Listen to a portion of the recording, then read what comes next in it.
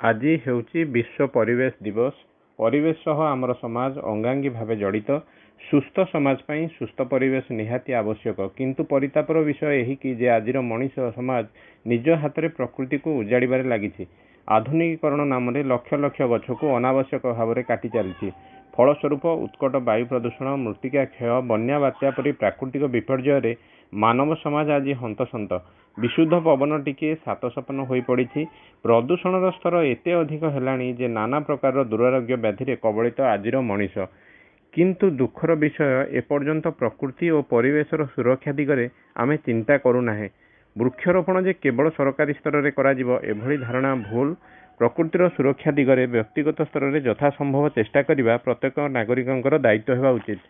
ତେଣୁ ଆସନ୍ତୁ ଆମେମାନେ ନିଜ ଘର ପାଖରେ ଅନ୍ତତଃ ଗଛଟିଏ ଲଗାଇବା ପାଇଁ ଶପଥ ନେବା ଓ ପରିବେଶକୁ ସୁସ୍ଥ ରଖିବା ପାଇଁ ଯଥାସମ୍ଭବ